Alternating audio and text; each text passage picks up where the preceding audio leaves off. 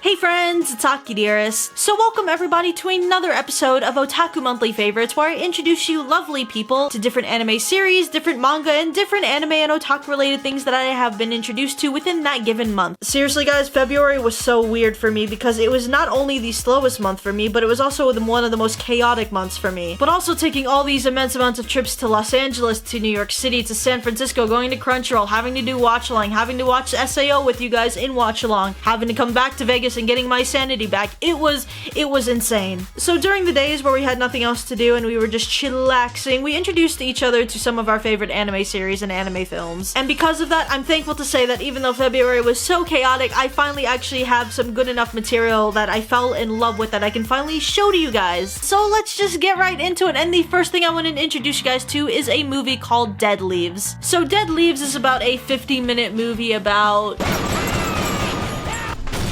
and a little bit about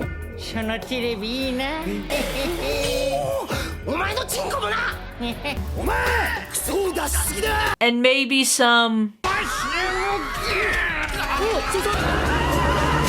Now, after I finish this movie, I can see that this film is pretty underground and to a pretty particular audience. Now, from the reviews I've seen, it seems like that this has some pretty good praise on it, and I can see why. As you guys saw from the preview, not only is the story pretty insane, but it's also aesthetically crazy. The aesthetics in here is as if you took Kuli and you added some like cocaine and you added some steroids, and then the artist probably like scratched all over the paper and just drew whatever he felt like doing. He gave it to the next guy in the office to pretty it up a bit, and you got Dead Leaves. And just basing it off the artwork itself, I will call BS if the creators are not into punk rock music. So what is the story behind Dead Leaves? Two renegades, they wake up having no recollection of their past, they have no idea why they are where they are, but the first instinct that they have is just to go into Tokyo and start robbing the entire city. The police catch them and throw them into a facility called Dead Leaves. Throughout there, a bunch of things like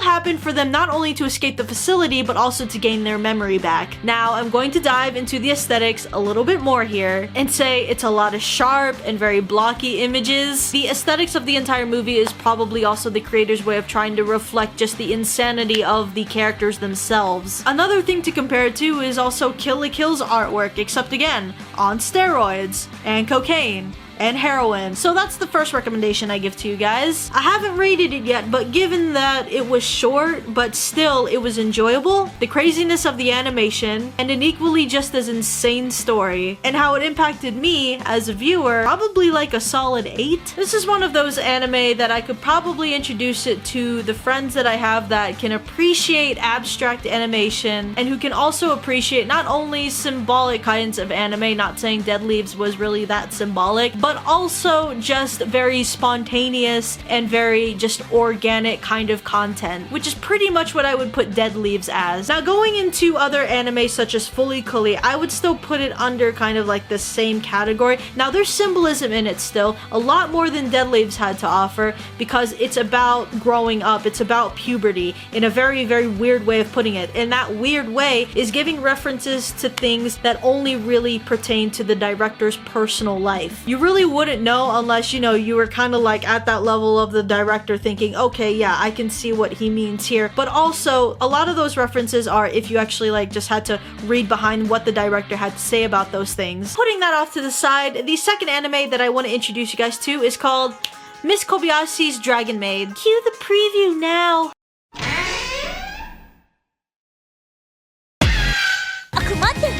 私はメイドだっての。いや、その悪魔じゃなくて、いやいや、完全に食べようとしてるっしょ。だからメイドです。私の名前はトールと言います。ドラゴンだけに D カップ。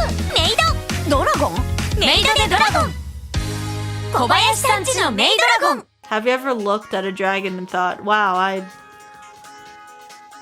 don't even know. So Kobayashi's Dragon Maid is a very popular slice of life anime right now that has been spiraling in memes all throughout social media. Probably about Dragon Lolly over here. Now, for some reason, I've never really been too interested in like the stereotypical moe personality. Actually, now that I think about it, the last time I probably really adored something like that was Lucky Star. So Kobayashi's Dragon Maid is a slice of life anime that takes us through the story of a girl waking up realizing that she's living with a flying man-eating fire-breathing dragon who for some strange reason can personify herself as a girl. Who's going to complain? So first question, do I like this anime? Well, I wouldn't add it to the Otaku monthly favorites if I didn't now, would I? But I say this from the surprise that I'm actually really enjoying it. Okay, so putting in my first thoughts here is that I'm not against the stereotypical moe blah personality, the entire like over-exaggeration of a very cutesy girl, or maybe even the kurere and dandere lolly that everyone adores.